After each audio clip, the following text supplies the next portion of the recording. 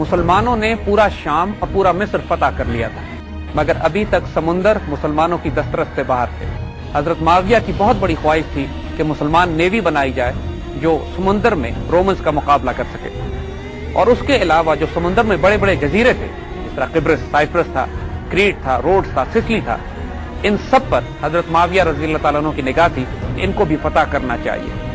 اس سلسلے میں جب دربار خلافت سے اجازت طلب کی گئی تو حضرت عمر رضی اللہ تعالیٰ عنہ نے اس وقت مسلمانوں کی فلاح و بہتری کے لیے حضرت معاویہ کو منع فرما دیا کہ بحری بیڑے نہ تیار کیے جائیں اور صرف توجہ زمینی فتوحات پر رکھی جائے۔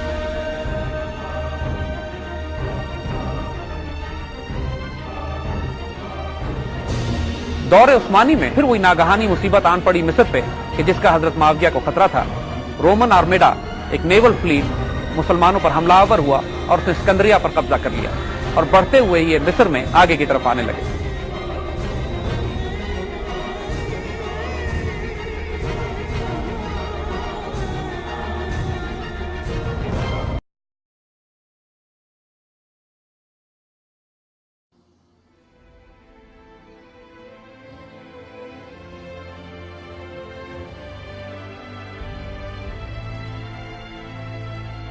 حضرت عثمان رضی اللہ تعالیٰ عنہ کے زمانے میں آپ نے ایک دفعہ پھر اجازت طلب کی کہ مسلمانوں کو نیول فلیٹ بنانے کی اجازت دی جائے۔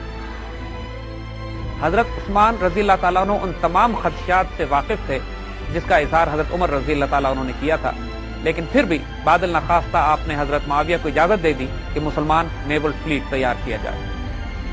حضرت معاویہ کے اصرار کرنے کی بہت وجوہات تھی۔ پہلی وجہ تو یہی تھی کہ مسلمان جب خشکی کے علاقوں پر قابض ہو چکے تھے، شام اور مصر مسلمانوں کے پاس تھا، لیکن ان کے ساحلی علاقے ابھی تک رومن بازنطینی فلیٹس کے زیر نظر تھے۔ وہ مسلمانوں پر حملے کرتے تھے، جگہ جگہ ایمفیبیس لینڈنگز ہوتی تھی، جگہ جگہ ان کے فوجی اتارے جاتے تھے، اور مسلمانوں کو مسلسل سمندر کی طرف سے خطرہ لگا ہوا تھا۔ دوسرا، اس سے بھی زیادہ بڑی وجہ جو کہ حضرت معاویہ کے ذہن میں تھی وہ یہ کہ ایک مرتبہ رسول اللہ صلی اللہ علیہ وسلم نے ایک حدیث شریف بیان فرمائی تھی جس میں آپ نے بشارت فرمائی تھی اس مسلمان لشکر کو کہ سب سے پہلے سمندر پر جنگ کرے گا۔ جلیل القدر صحابی حضرت عبادہ بن صامت، جن کو حضرت عمر رضی اللہ تعالیٰ عنہ نے 1000 افراد کے برابر قرار دیا تھا، ان کی زوجہ ام حرام بھی اس وقت حضور صلی اللہ علیہ وسلم کے ساتھ تشریف رکھتی تھی۔ ام حرام رضی اللہ تعالیٰ عنہ نے حضور سے یہ پوچھا کہ کیا رسول اللہ صلی اللہ علیہ وسلم میں اس لشکر میں شامل ہو سکتی ہوں؟ اس پر حضور نے فرمایا، جس کا مفہوم یہ تھا کہ جی ہاں، آپ اس لشکر میں شامل ہوں۔ یہ بات مسلمانوں کو معلوم تھی، اور مسلمان اس بات پر سبقت لے جانے میں بھی جلدی کر رہے تھے کہ اس فوج میں شامل ہوں جو سب سے پہلے سمندر میں جا کر جنگ کرے گی۔ امیر معاویہ رضی اللہ تعالیٰ عنہ نے حضرت عثمان سے اجازت لینے کے بعد ایک بحری بیڑا تیار کیا۔ دوسری طرف مصر سے بھی، الیگزینڈریا سے بھی، جو کہ مسلمانوں کے قبضے میں تھا، ایک بحری بیڑا وہاں تیار کیا گیا، اور اس وقت مسلمانوں کا ٹارگٹ قبرص تھا۔ سائپرس اگر آپ نقشہ اٹھا کے دیکھیے تو شام کے ساحل سے کچھ دور سمندر میں ایک بہت بڑا جزیرہ ہے۔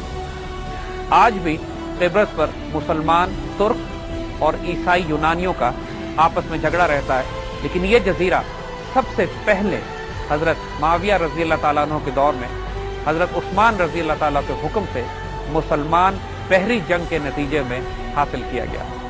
2 مسلمان بحری بیڑے نکلتے ہیں، ایک شام سے اور ایک مصر سے، اور جا کر قبرص کو فتح کیا جاتا ہے۔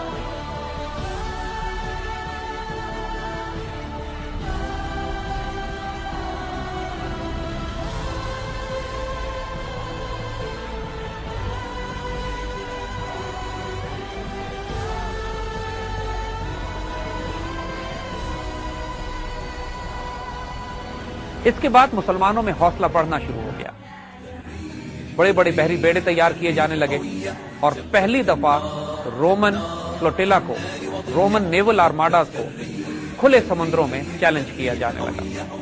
اسی اثنا میں رومنز نے 600 جہازوں کے ساتھ سکندریہ پہ بھی حملہ کیا، اور یہ پہلی بڑی جنگی لڑائی تھی جو مسلمانوں نے سمندر پر لڑی۔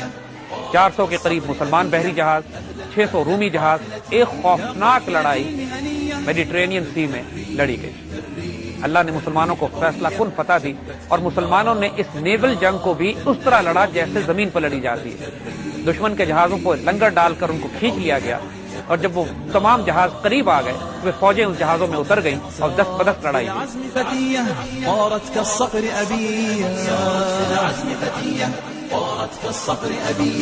أهلا أهلا قافلتي يا قافلتي المهنية هيا جيل المستقبل نسعى ونجد ونعمل نرقى دوما للأفضل دون العليا لا نقبل. هيا جيل المستقبل نسعى ونجد ونعمل نرقى دوما للأفضل دون العليا لا نقبل. أهلا أهلا قافلتي أهلا أهلا قافلتي أهلا أهلا قافلتي يا قافلتي المهنية.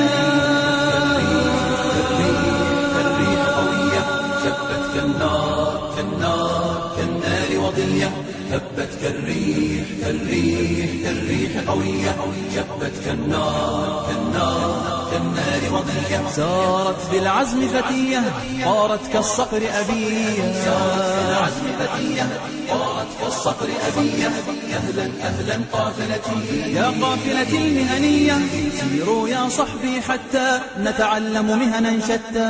سيروا يا صحبي حتى نتعلم مهنا شتى نتقن 5 أو 6 رومیوں کو شدید نقصان اٹھانا پڑا اور پہلی دفعہ کئی 100 سال کی تاریخ میں ان کو احساس ہوا کہ اب بحیرہ روم میں میڈیٹرینین میں ان کے مد مقابل ایک اور نیوی تیار ہو گئی.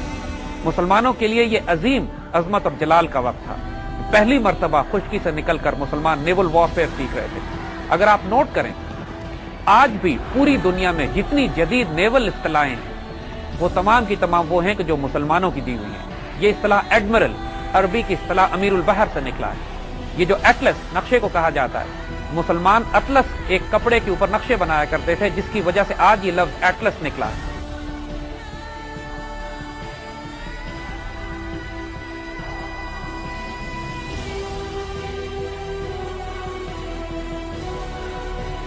حضرت معاویہ کے انتقال کے وقت مسلمان نیوی میں 1600 سے زائد بڑے بحری جہاز تھے. یہ اس سے پہلے دنیا نے اتنی بڑی نیول فورس نہیں دیکھی. مسلمان اب جہاں خشکی پر اللہ کے فضل سے حکومت کر رہے تھے اب دنیا کے سمندروں پر بھی مسلمانوں کی حکمرانی تھی. یورپین نیویز اپنی اپنی بندرگاہوں میں بند ہو کے رہ گئی تھی یا صرف ساحل کے قریب ایک جگہ سے دوسری جگہ جا سکتی تھی جبکہ مسلمان نیویز پوری دنیا میں ان کے راستے کھلے ہوئے تھے. حجاز عراق سے لے کر پورے فارس تک مسلمان نیویز اپنے سفر کرتی تھی اور دوسری طرف بحیرہ روم مسلمانوں کی حکمرانی میں تھا. یہ تاریخ کے وہ عظیم ترین دور تھے کہ جہاں مسلمان ایک طرف حجاز سے نکل کر سینٹرل ایشیا اور آکسس دریا پار کر کے چین کی سرحدوں سے ٹکرا رہے تھے، دوسری طرف مسلمان نیوی اس وقت کے تمام بڑے بڑے سمندروں پر حکمرانی کر رہی تھی. اس عظیم الشان دور کو یہ خلافت راشدہ کے فوراً بعد آنے والا یہ وقت حضرت معاویہ رضی اللہ تعالیٰ عنہ کا یہ دور جس میں مسلمانوں کی فتوحات اپنے عروج پر پہنچ چکی تھی.